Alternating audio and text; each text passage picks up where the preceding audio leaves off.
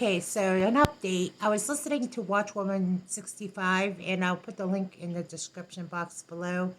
She's been posting about the earthquakes and storms that have been swirling around since the announcement that Yair Lapid was going to the 77th UN Assembly, and the storms are incredible. The worst storms ever, actually, that Canada right now is experiencing a major storm right now as we speak. So that's not including the 7.6 earthquake that struck Mexico 4 days ago. And again, another earthquake has struck Mexico, 7.6. And many other earthquakes. And this is all around the period of this UN meeting. Okay, so what does that sound like to you? Matthew 24. There'll be earthquakes, there'll be wars and rumors of wars. See that you're not shaken. There'll be earthquakes in diverse places. This is like popping right off the Bible.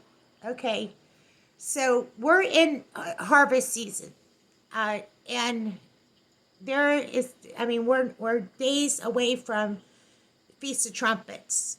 And this is like incredible. Now, all that I can say is the UN Security Council that convenes on the 27th, they make a decision to agree to the two-state solution, which most likely they will.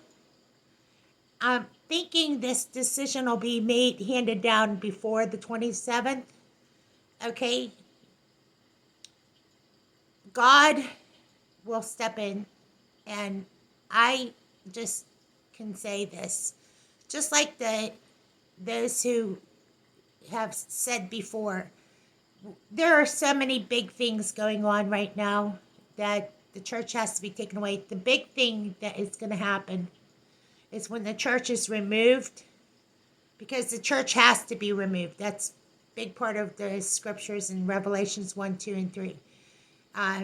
You'll notice, like, when you read Revelation 4, 5, and 6, the church is not mentioned at any place in the scriptures.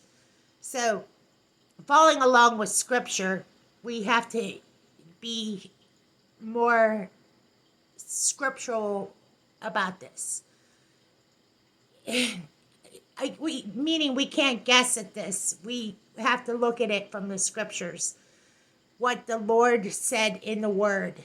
Okay, so there's a door open in heaven. That was John had a revelation. And he was taken up in Revelation 4:1. So when all these things take place, which is now happening, okay, we are now about to witness the exact thing we have been waiting for and been scoffed and mocked about, is the catching away of the church. So, a checklist, just a final countdown for some of us. Oh, so you go sober, you're ready, you're right, you're dressed in his righteousness.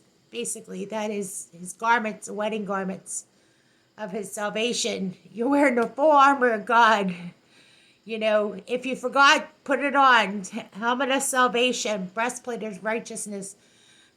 Gird up your loins. Put on the shoes of peace. Have that sword of peace with you. Or the sword of spirit, I'm sorry. Okay.